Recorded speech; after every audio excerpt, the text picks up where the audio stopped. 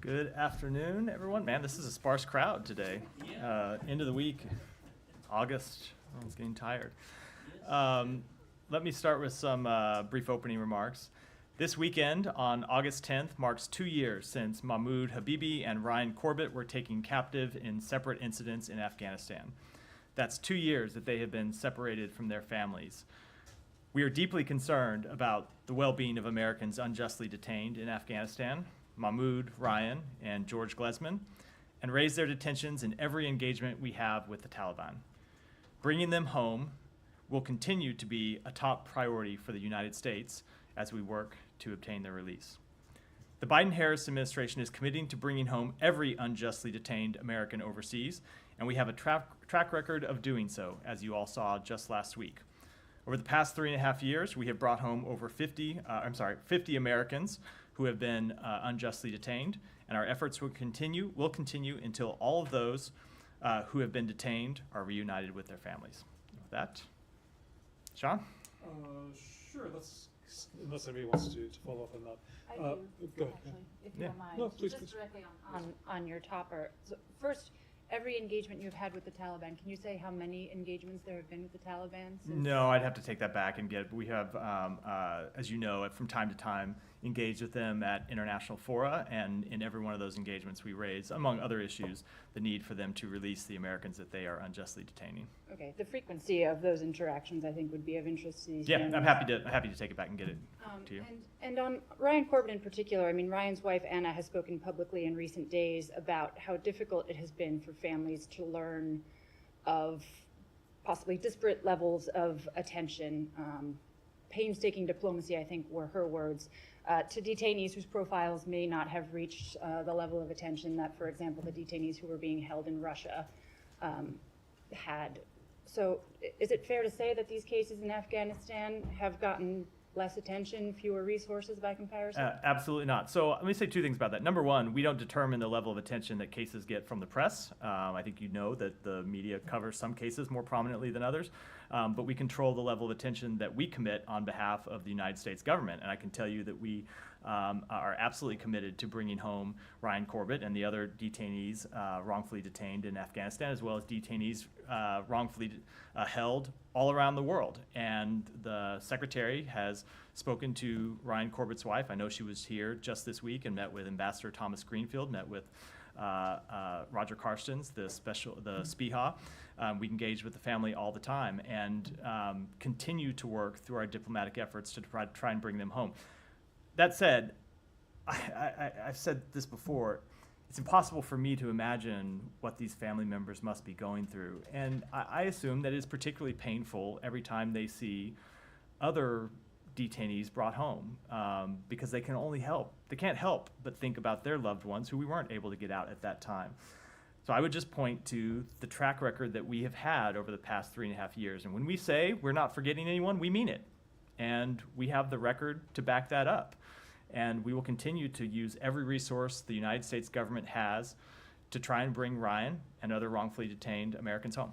I recognize it's a different spokesperson in a different building, but Anna in particular has been pained by the fact that she hasn't been able to secure a second meeting with Jake Sullivan, despite a promise he apparently made to meet with her before the State of the Union if Ryan wasn't free by then, nor has she been able to meet with President Biden. I don't know if you're in a position to say whether state steps in those instances or... So I certainly can't speak for the schedules of principals not in the State Department, but I know that Jake Sullivan has met with her before.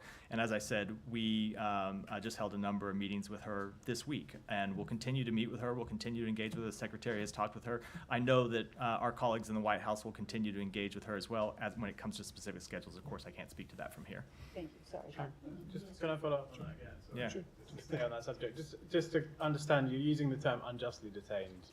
I think when you're referring to the three, but is there wrongfully detained determinations on? There are wrongful. We have made determinations that Ryan Corbett and George Glesman are wrongfully detained. That's not a determination we have yet made with respect to Mahmoud Habibi, which is not to say we're not working to try and secure his release. We are working to try and secure his release. Oftentimes, we can't make a wrongful detention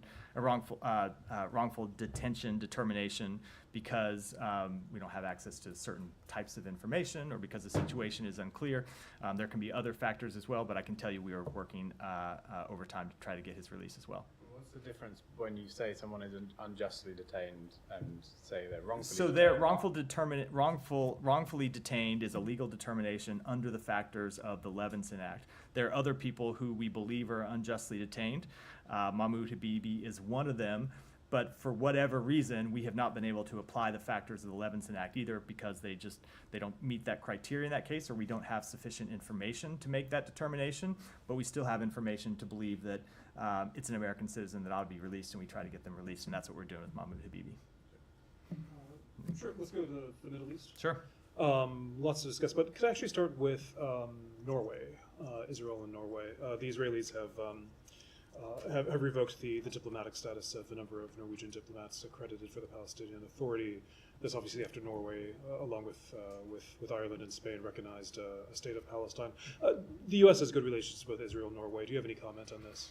We have good relations with both of them, as you point out. I think I would just say that Norway has a long history of playing a productive role when it comes to engaging with the government of Israel and engaging with the Palestinian Authority, engaging with the Palestinian people. If you look at their role in helping mediate the Oslo Accords, if you look at their role just this year in helping facilitate the release of tax revenue to the Palestinian Authority, they have long played an important role, and we think it's important that they continue to be able to play that role in talking both with the PA and with Israel. We don't think steps to prevent them from playing that role are particularly helpful, and we'll continue to engage with both countries. Has the United States engaged specifically with Israel in this? So that, I'm not aware of any specific conversations. We may have had them in the embassy. I'm just not aware of any.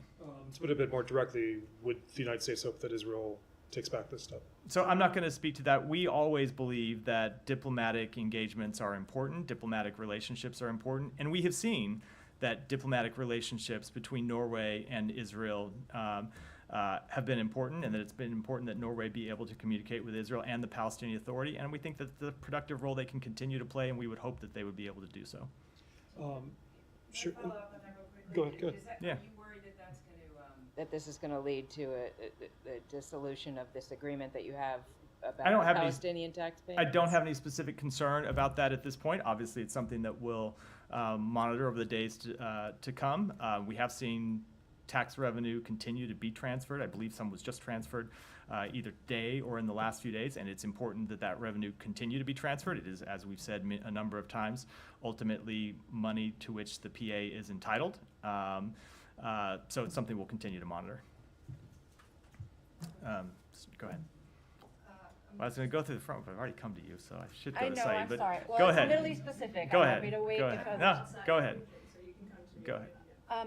One, does the U.S. have any indications from its diplomatic conversations that Iran is rethinking any part of the need to retaliate for the strike on Haniyeh? So two things to that. One, I'm not going to speak to our private diplomatic conversations. I'm certainly not going to speak to what Iran may or may not be planning. Other than to say, as we've said for several days now, and it's been the focus of our diplomatic engagements, is we continue to make clear to Iran that they should not escalate this conflict, they should not take any further escalatory steps if those steps are not in their interest, they're not in the interests of the wider region, and that is a point we will continue to impress in all of our diplomatic engagements in the region.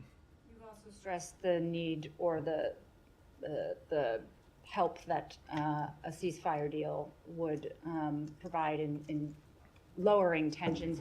Is it clear to the U.S. how persuasive the prospect of a ceasefire deal is to the Iranians? Is the appeal of a deal greater than the need to retaliate? So, again, I don't want to speak for the Iranians or try to make an assessment about what is convincing to the Iranians or what is compelling to them or what's going to go into their mind when they make their decisions. I will say that there are two sides of this coin. On one side of the coin, yes, we believe that a ceasefire would go a long way towards alleviating tensions in the region. It would obviously have immediate benefits for the Palestinian people in Gaza. It would have immediate benefits for the hostages and their families. But we think it would allow us to make progress in the diplomatic endeavors we have been pursuing to bring calm along the Israel-Lebanon border, and it would allow us to ease broader regional tensions. On the other side of that coin, certainly any further escalation just makes all of the region's problems more difficult. And one of the problems that we're addressing is the conflict in Gaza and trying to reach a ceasefire. So it is true that anytime you have an increase in tensions, it makes all of our diplomatic efforts more difficult. So I would hope that that's something that Iran is paying attention to and something that they're cognizant of, and they wouldn't want to do anything to hurt prospects for a ceasefire. They wouldn't want to do anything to further raise regional tensions and raise the risk of this conflict spiraling out of control, but we can't speak for them. You spoke yesterday about the need for an in-person negotiator to be designated by Hamas before ceasefire talks could be taken over the finish line. Until that person is designated or steps forward or is named, is the U.S. trying to sort of get the Israel's side of the deal to a final place so that once there is a designation, all it takes is a signature? So it's hard to say getting one side to the deal to a final place when it obviously is a negotiation and you can't get agreement from one party without the other. Let me say two things about it, though. Yes, we have been in contact with Israel about trying to get a deal finalized, and we have been in contact with the other two mediators, Egypt and Qatar, about how we would get, potential ways to get a deal finalized and how we might bridge the differences between the two parties.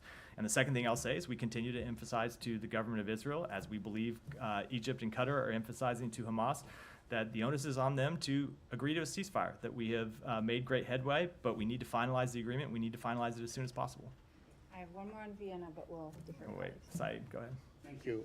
Actually, in response to Olivia on the deal, the Israeli press, Yediot Aharonot and the Times of Israel both reported that the United States is willing to let Israel start whatever military operations after phase one of the ceasefire. Can you confirm that? No, I can't. I don't know to what that's referring. Obviously, we've spoken to the framework of a deal a number of times, and the framework of the deal is that there is a 6-week ceasefire that would be agreed to once the deal is finalized. And before that 6-week ceasefire ends, we would enter into further negotiations to try to extend it and try to get into phase 2 of the agreement. And so what we have made clear we want to see happen is for that ceasefire to be extended and ultimately provide an end to the war, and beyond that, provide broader peace and stability. But of course, there is a negotiation process at the end of stage 1 that has always been clear. We've been, I think, quite open about that. Now, these reports claim that Prime Minister Netanyahu insists on having something in writing from you. That he said that he can attack at will, basically. That this is a condition that he will not budge from. Do you have any comment on that? Again, I don't know what those reports are referring to, but Saeed, if you look at the very well described, architecture of the agreement, there is a negotiation process at the end of phase 1 that you have to go through and you have to reach to get to phase 2. I think that's been quite clear, and it will require, as has been true for getting to just getting to where we have before. Of course, that'll be a negotiation, and Israel will want to make sure that its interests are protected in that negotiation. But we have been very clear that we want to see this ultimately lead to an end to the war. By all accounts, the negotiations right now are not moving or frozen or whatever, on hold. But Hamas said that, or Sinwar said that they want to go ahead with the ceasefire talks. Does that change in any way the pace of what's going on? So I am not going to get into an underlying discussion about the negotiations themselves, other than to say that certainly we want to see them finalized. And finally, I wanted to ask you about the administration is being sued by Israeli settlers whom you have imposed sanctions on. How do you handle a situation like this? And especially, this morning, Mr. Netanyahu told the settlers that he is going to do everything possible to reverse those sanctions. That, in fact, he promised them that he will do that. So on our underlying policy, we've been quite clear about that policy and the reason for it. But when it comes to the litigation itself, I have to, of course, defer to the Department of Justice to speak to That is it. not going to, let's say, to sway the decision one way or the other. The fact that there may be some legal So ramifications I'm not. for So this. just to be clear, I'm not in any way going to comment on litigation because, as Okay, I've said before, when I was at the Justice Department, I didn't like it when people at the State Department podium commented on it. So I'm going to try to respect that equity. That said, we have been quite clear that we expect Israel to take actions to crack down on settler violence, and if they don't, we will. We have taken those steps, and we will continue to do so as appropriate. Just to clarify, I'm asking policy question, not that. Yeah, well, that's why. Hold on. That's why. That's why I you- answered on the policy grounds without speaking to the legal case. Thank you. Could I just follow up Yeah. briefly, just one more on the IOC? So the OIC. I was gonna say what I was gonna say. I didn't know. I wasn't aware we'd gotten a question about that yet. Exactly. Although there was some issue with China and the U.S. on the Olympics. But I was just going to ask the statement from the Organization of Islamic Cooperation on the killing of Hani. Does the United States have a take on that? They're basically criticizing the killing, saying that it wasn't wasn't supportive of the region. Do you have any read about what came out of the meeting, whether it was at all helpful for the U.S. goals in de-escalating? So I don't want to speak to the meeting in specific, other than to say, look, as we have made clear, we were not involved in his death. We were not aware of his death before it happened. And our focus now is going to continue to be to try to convince all parties in the region from taking further steps to escalate the conflict. And it's certainly our hope that at that meeting yesterday, our partners in the region did make clear to Iran what we know they believe and what they've told us they believe, which is further escalation only damages the region and raises the risk of the conflict spiraling out of control. Yeah. Come back to the actually just to follow up on Saeed's question. So if the State Department is sued, you won't comment. When the State Department is sued, the same way any agency of the federal government is sued, they are represented in court by the Justice Department, and we defer to the Justice Department to speak to matters of litigation. I will still speak to the policy questions, which I did, but when it comes to litigation itself, I have to defer to the Justice Department. It's a lawsuit against this department, but yeah, that And makes sense. I'm going to let our attorneys speak for us, which is always good advice. And just to follow up on the hostage talks, ceasefire talks, there's some reporting from the National in the region that Yahya Sinwar, after being appointed as the new head of Hamas, has sent a message through the Egyptian mediators of his kind of position on the talks, saying he's got his firm position is that there should be a full Israeli withdrawal from Gaza. He wants the release of high-profile detainees. He's against the deployment of a multinational force. So these are things that I think the U.S. Some of those things the U.S. has been in support of. It seems to suggest that he's going to have a stronger, or potentially there could be an even more difficult approach by Hamas to the negotiations. Have you been sort of informed by the Egyptians of a message coming from Sinwar to the negotiating team there about any new position or new approach? Look, I'm not going to negotiate in public at all. But I will say one thing that was true before the death of Hania and remains true today is that Sinwar was ultimately the decider when it comes to questions on these talks. And so whether he is sending messages directly or sending messages through intermediaries, he has always been the person who would decide whether Hamas agreed to a ceasefire or not, and under what conditions they would agree to a ceasefire. So we don't believe that has changed. Yeah. Vienna? Yeah. Yeah, go ahead. So on the foiling of an apparent ISIS terror plot targeting a Taylor Swift concert in Vienna, did the State Department have visibility in advance of that plot? So that it might happen? So I will say that we are in touch with the Austrian government about this. They've said it's an ongoing investigation, so I will leave it to them to speak to the details of that investigation. Obviously, the safety and security of Americans overseas is our #1 priority. We have been in contact with the Austrian government about this matter. As a general case, we do share information with our allies and partners about terrorism activities, just as they share information with us. That's not to speak to this specific case, but just as a general practice that we always try to work with our allies and partners about information that we may have that's of concern or that they may have that's concern to us, and we'll continue to do that.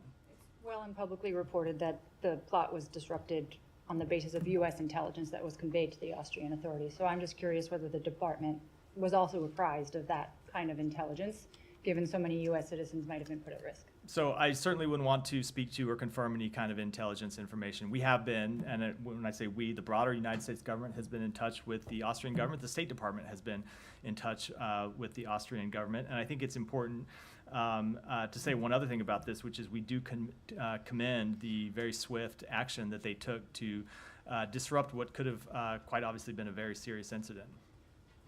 Ahead of the tragic attacks at Crocus Hall in Russia, the State Department did issue a security alert to U.S. citizens to avoid large gatherings for 48 hours. I guess it's contingent on the question you haven't answered, which is whether you knew that this was a possibility, why an advisory, a similar advisory, wouldn't have been made in this case. So obviously I can't really speak to that without getting into the underlying details, which I very much can't do. I will say that we take very seriously our duty to warn American citizens about threats to their safety and security overseas. And when we have information that we need to get in their hands, we get it in their hands as soon as possible. There are times when intervening events take place that make it unnecessary to send that type of information publicly, but when we need to, we very much do. Okay, and are there any specific resources at this stage being offered to Americans who are still in Vienna, who are concerned they might be at risk? Is the department coordinating any resources, offering any messaging to, again? So we would encourage all travelers to Austria, just as it's true that we encourage all travelers anywhere in the world to enroll in our STEP program. So if we do have relevant information to them and their particular safety situation, they get it as soon as possible, and we would encourage travelers to Austria to do that. But that said, I want to be very clear: Austria remains a level 1 country.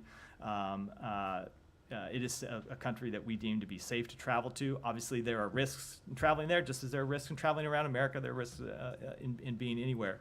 But it is a country that's safe to travel to. We work closely with Austrian law enforcement authorities, and they did an incredible job in disrupting this plot, and I think that ought to be remembered. So. Tangentially related to Russia, next week we're coming up on the anniversary. You never know where this is going to go. Whenever I hear tangent, I'm always wondering Well, how big the tangent's going to be. Because I've got, not you, I've gotten some big ones.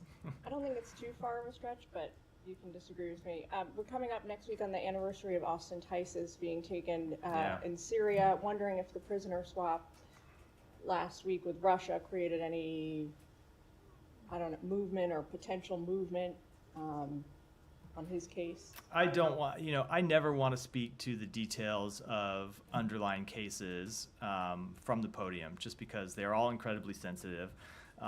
And we work to bring detainees home. We have been working for years, of course, to try to bring Austin Tice home.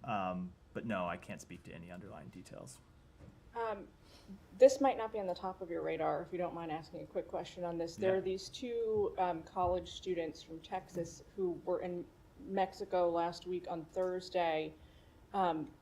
They're both safely back in the U.S. now, but their doctors treating them in Dallas think that they were poisoned by synthetic fentanyl while in Mexico at a hotel where they were staying. I did manage to get if you have no idea what I'm talking about, just tell me. But I did manage to get a statement from you guys telling us that at least state's aware of the case. I was just wondering, so they're back here in the U.S. receiving treatment. I know the embassy helped them sort of escape this Mexican hospital that was trying to extort them.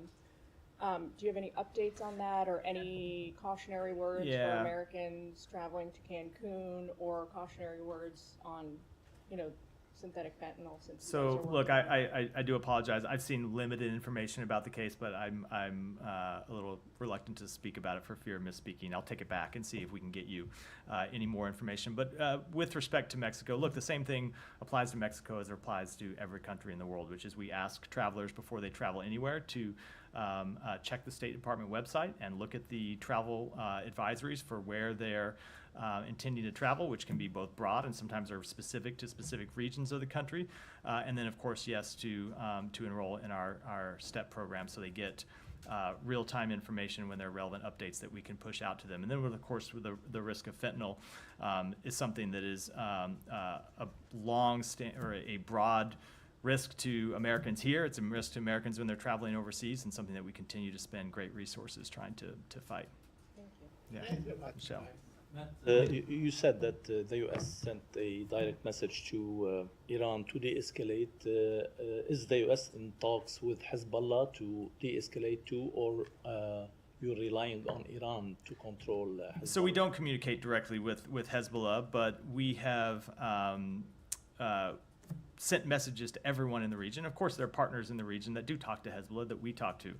And we have encouraged in all of our diplomatic engagements with our partners in the region for them to do anything they can to try and bring down tensions. And that includes sending de-escalatory messages to anyone who might be thinking of escalating this conflict.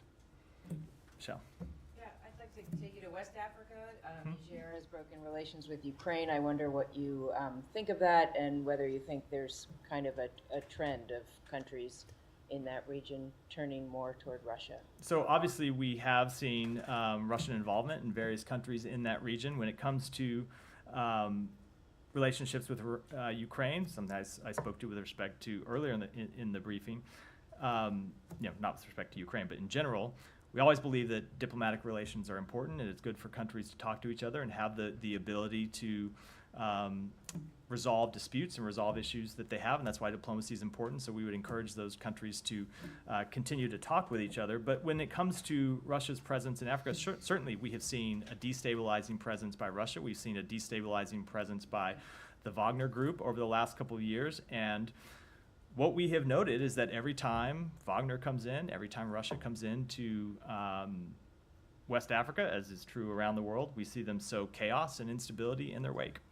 Russia's foreign ministry spokesperson, though, accuses Ukraine of opening a new front against Russia in Africa, and I wonder how you respond to that. I just don't have any assessment on that. Can I follow up on that? Yeah, go ahead. Angola, under the leadership of President João Lourenço, just fully mediate the ceasefire between the Democratic Republic of Congo and Rwanda. And yesterday, Secretary Blinken praised President Lourenço for his leadership role on that mediation. And he also expressed the U.S. support to Angola. So can you give us more insights on the U.S. view on the Angolan government mediation work to achieve this Sure. ceasefire? So Secretary Blinken had a chance to speak directly to President Lourenço yesterday to thank him for the role that Angola played in helping mediate this conflict and reach a ceasefire in the Eastern Democratic Republic of Congo. This was a follow-up to previous conversations the Secretary had with President Lourenço. He traveled to Angola in January and met with the President and talked with him about the important role that Angola was playing in trying to mediate this conflict, and thanked him then for the work that they were doing, encouraged Angola to continue to play that work. And so when he called him yesterday, part of the purpose of that call was to thank the president for his engagement, which has borne fruit, and encourage him to continue to stay engaged. And how the United States intend to continue to work with Angola so that ceasefire can reach its full potential, which is to bring peace in that region? So we're going to continue to consult with the president and other leaders in the Angolan government. It is, as I said, something we know the president has spent a good deal of personal time working on, trying to get this ceasefire over the line, and we will encourage them to continue to stay engaged to see that the ceasefire holds. But is there any U.S. strategy to help so this ceasefire can last? So ultimately, it's the parties that need to commit to ensuring that the ceasefire lasts, and we will continue to engage with our partners in the region to impress upon the parties that it is in the interest of everyone in the region that the ceasefire hold and turn into, of course, a permanent end to the war. Alex. Thank you, Matt. Ukraine, moving to Ukraine operation. Obviously, Kyiv officials are tight-lipped given the nature of the operation, but I want to get your assessment on the latest, and also perhaps a reaction to how Russian propaganda machine yesterday tried to twist a portion of the U.S. government statement, particularly when the White House said that you guys are seeking information from Kyiv. Does Ukraine have your full backing in this? So when it comes to your reference to the Ukrainian government being tight-lipped about their operation, I think you can certainly understand that if the Ukrainian government isn't speaking to it, I'm not going to speak to an operation that they are conducting. Obviously, we strongly support Ukraine's effort to defend against Russia's aggression. That continues to be the case. Nothing has changed from the comments I made yesterday. Ukrainian intelligence suggests that Russia has been using Kursk nuclear power plant to basically keep Iranian drones and missiles there. Does it raise your concern? So I'm not going to speak to Ukrainian intelligence, but certainly we have seen Russia launching attacks from the region just across the border where Ukraine is currently operating. A couple more on Russia, please. YouTube, they tried to slow down YouTube in Russia, but in some portion of Russia, it's completely, blocked. Do you have any reaction to how they restrict this means to, millions of Russians? Yeah, sure. I mean, it's something that we've seen Russia undertake for some time and undertake in an accelerated fashion since the full-scale invasion of Ukraine in February of 2022. And what they have done is try and consistently crack down on the ability of Russian citizens to access information about what their government is doing. So we continue to condemn these crackdowns. We continue to urge the Kremlin to stop blocking access to information for its own people. And as we've said before, it's not exactly a sign of confidence in the legitimacy of your operations when you're cracking down on your own citizenry's ability to access information about those operations. And one more Zakharova comment, if you don't mind, my colleague asked about. She today also spoke about your policy on South Caucasus. And I quote her, not to dignify what she says, but the quote says that the U.S. is promoting a destructive agenda in the South Caucasus with the main goal of dividing the region and destroying Russia's historical ties with its neighbors. Is that your policy? Is that a good So when you referred to it referred to that quote as coming from my colleague, I thought you were starting with someone from the State Department, and now I hear it. I think very much. I think very much you were not.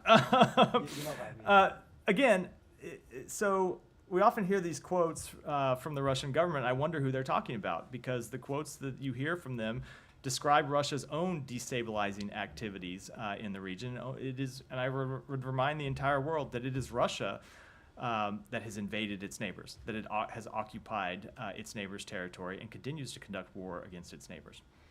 Time. Follow up on the Kursk region offensive. Can you give us an example of a Russian attack that was launched specifically from this area that the Ukrainians have No, gone into? I am not going to speak to those from here, but speaking to that region, we have seen Russia launch attacks from the region. Like from the border town that the Ukrainians have I'm not going to pushed get into, specific. I'm not going to. It's just something we do in the State Department. We never speak to like specific strikes. I'm not going to speak to any specific town or specific area, but in the region where Ukraine is operating, yes, we have seen Russia launch attacks from there. And you say the policy hasn't changed. Earlier, when the policy was initially announced, I think a lot of people. To a lot of people, it sounded a lot more limited, and it's described by the Pentagon as this is about the ability to fire back when fired upon. In this case, whether it's right or wrong, Russia has obviously invaded Ukraine and crossed its borders. But the policy was that U.S. weapons initially weren't to be used across the border. That policy was relaxed with the caveat that this is for firing back when fired upon. Has Ukraine been fired upon from this area that's sort of caused them to launch this offensive? So I will not speak to why they launched the offensive. That is for the Ukrainian government to speak to when it comes to their decision-making around this offensive. But the policy that we announced was to allow Ukraine to respond to attacks coming from just over the Russian border. And yes, in the area where they are currently operating across the Russian border, we have seen attacks come from there. Good. Back to the Middle East, Yeah. Matt. Wall Street Journal is just reporting that the U.S. has warned Iran that its government and economy would suffer a devastating blow in case it retaliates against Israel. I was wondering if this is necessary, if it's necessary to go that far to hurt the economy, which typically and naturally affects the people, to deter Iran?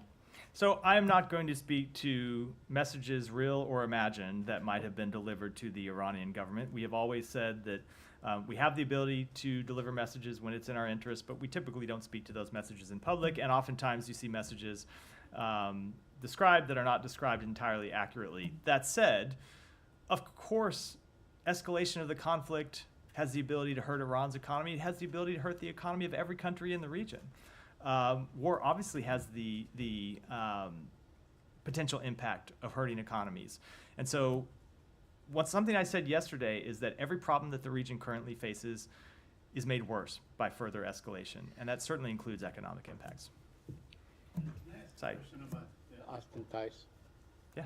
Oh, I mean, we're coming up on the 12th anniversary of his disappearance, and I remember asking the very same question probably, why didn't he disappear back then?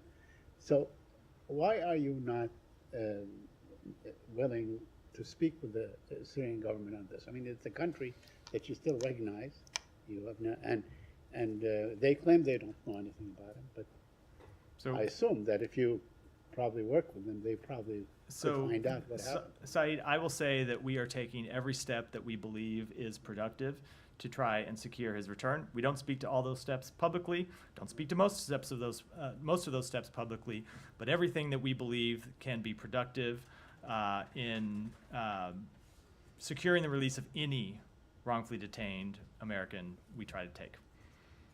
Yeah. A couple in Asia.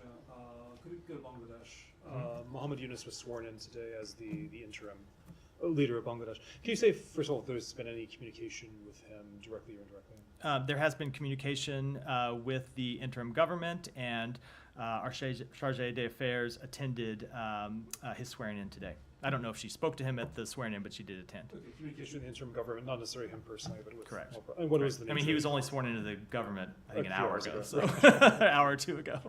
What's been the nature of the communication? I'm not asking for specifics, but was it in terms of the path forward in Bangladesh? Was it about U.S. interests? So I'm not going to speak to the private diplomatic conversations, but obviously one of the things that we have made clear is that we want to see the interim government chart a democratic future for the people of Bangladesh. Unless somebody wants to follow up on that, should I? A couple other. Yeah, go ahead. Japan. This is back on the Middle East, but Nagasaki. Of course, today's it's the anniversary tomorrow of the atomic bombing in Nagasaki. Ambassador Emmanuel, as well as the British ambassador, and I think the European ambassadors are not going to attend because the Israeli ambassador wasn't invited. The Nagasaki mayor says this is logistical. Why is it so important that the Israeli ambassador be present? Look, we thought it was important that the Israeli ambassador be invited, as the ambassadors of other countries have been invited, that no country that should have been singled out to not be invited to this celebration, and that's why the ambassador took the step that he did, and I presume why the ambassadors of other countries took the steps that they did in deciding not to attend. But in terms of, to play devil's advocate, in terms of historic responsibility, obviously the U.S. dropped the bomb in Nagasaki. Was it particularly significant for the U.S. to be there? I realize he was there at the Hiroshima. Look, he was there, and obviously multiple different presidents of the United States have spoken to this, have attended events commemorating that solemn event, and I think our position on it and our respect for Japan when it comes to this anniversary is well documented and goes far beyond the ambassador not attending one event. Sure. Okay, just a different topic in Asia. You issued a statement, I meant to ask about it yesterday, you issued a statement on Thailand, the Move Forward party being banned, and Mr. Pita, who's arguably the most popular politician in Thailand, being banned from politics. I know you issued a statement, but in terms of the future relationship with Thailand, Thailand's always obviously had its ups and downs with democracy, but how do you assess the relationship going forward? Would this have an impact on cooperation with Thailand? So I don't want to speculate about the impact. We do have a close relationship with them, and we are able to cooperate with them on a number of areas that are in our interest and in our mutual interest, but we were concerned about that step. It was a step that hurts democracy, and we'll continue to make that concern clear, both publicly and privately, to the government of Thailand. Michelle? Do you have any updates on the talks on Sudan in Switzerland? I don't. Obviously, as we've said, one of the parties, the RSF, has agreed to attend. The SAF has not yet agreed to attend. The Secretary spoke to General Burhan several days ago and impressed upon him the importance of attending those talks and the importance of reaching a ceasefire, as well as the importance of not hindering access to humanitarian assistance that the Sudanese people need. And we will continue to impress that there is, on all of the parties, that there can be no military victory to this war. Every day it goes on is just further tragedy for the Sudanese people, and so we certainly hope that the SAF will decide to attend the talks in Geneva next week. Thank you. Go ahead. From Venezuela. So yesterday was a call between the Secretary General and the Secretary of State about their readiness to assist in the process. Can you give us a little more details on what that will look like in terms of a possible assistance from the United States? We understand the Secretary General will have to get a letter by Venezuela for his good offices, but how that engaged the region, and if you can talk about that. You know, I can't speak to any detail beyond what we said in the readout, other than to say that the Secretary engaged with the Secretary General in the same way that we've been engaging with partners in the region about the fact that we are ready to support an inclusive Venezuela-led process to reestablish democratic norms. And so we're going to continue to coordinate with our international partners about the best way to do that, understanding that it needs to be a Venezuelan-led process. Just a follow-up. So yesterday, the organization that protects journalists within Venezuela, their syndicate, alerted that several journalists, photographers have been detained, and they're concerned about not only their persecution, but according to that, they're prevented from getting a private counsel. So the government is the prosecutor at the same time is who is providing them their lawyers, and they're not allowed to get private counsel. Is that a concern that this is another tactic by the government of Maduro to try to intimidate on the freedom of the press and to reduce the access of journalists to even counsel and due process? So certainly we have been concerned about the government's crackdown on freedom of information, on freedom of press, and freedom of assembly. We've seen them taking increasingly repressive steps in the over a week now since the election, and we would encourage them to reverse those steps. I think, as I said yesterday, it is not exactly a sign of confidence in their belief in the nobility of their actions, and so we're going to continue to support the Venezuelan people in making sure that their votes are fairly counted. The last question, I'm sorry. The U.S. had conversations actually before the elections. There was a virtual meeting. Qatar is mediating. The government of Venezuela has released some of the information that was actually talked in private. Is it a possibility to retake those conversations that were ongoing, or that's something that is being paused? So I don't want to speak to those conversations in general, other than that we are talking to partners in the region and some partners around the world about the best way to establish democratic transition in Venezuela. Let me do one more and then have to wrap for the day. Thank you, Matt. As Sean asked, a good day for Bangladesh. Nobel laureate Professor Yunus just took his office as chief advisor in Bangladesh government. So, are you congratulating from the State Department or President to the new government? So as I said, our Charge d'Affaires attended the swearing in of the president today, and we welcome Dr. Yunus's calm for an end to the recent violence, and we stand ready to work with the interim government and Dr. Yunus as it charts a democratic future for the people of Bangladesh. One more on Sri Lanka. Hurry up, because I really got to go. One more on Sri Lanka. With the arrest of IMF technical advisor and one of our South Asia perspectives writer Asanga Abe Ganaskara in Sri Lanka, an apparent attempt to silence and instill fear in journalists along with the recent gun violence in Colombo, and caretaker President Wickremesinghe protection of the corrupt Rajapaksa family. Is the U.S. concerned about this? Let me take that question and get back to you. All right, thanks everyone.